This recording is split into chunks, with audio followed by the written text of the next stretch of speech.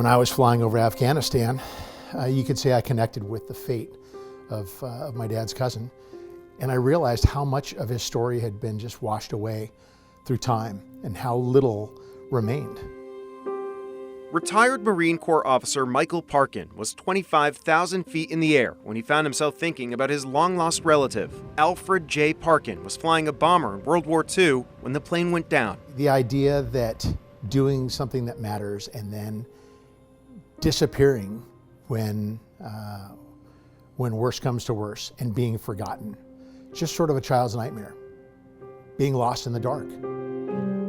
You see, Alfred's plane has never been recovered because Alfred did not serve in the U.S. military. The 26-year-old from the Bronx was one of the thousands of Americans that crossed the border into Canada, eager to fight Hitler even as the U.S. stayed neutral. There's somebody doing something horrible in Europe and he's threatening everything.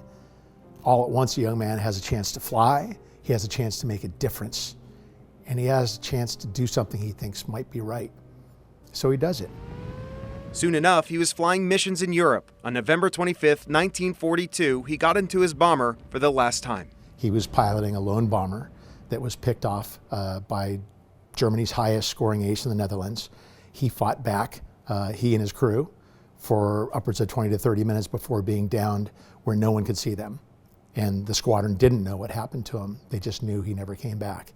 Parkin says that best estimates show about 1,000 Americans died or went missing while serving for another army in World War II. These photos are from the spring or summer of 1942. Now he's made it his mission to get them recognition. This is a case of someone whose story deserves to be told, and it's not being told.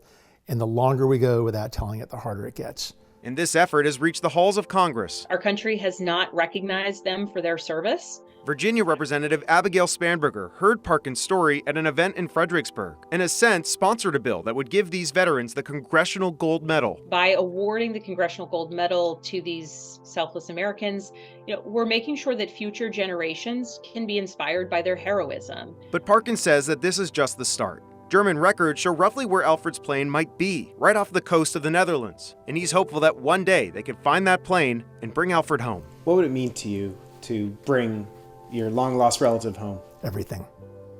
Everything. I want him back from the unknown. Now that Congressional Gold Medal bill is currently sitting in committee. It was co-sponsored by Mississippi Republican Trent Kelly. And Spanberger tells me that she's hopeful that they're going to get bipartisan support, in part because of the estimated 12,000 Americans who served in another uniform. There are service members from each and every state in the Union. For WUSA 9, I'm Evan Koslof.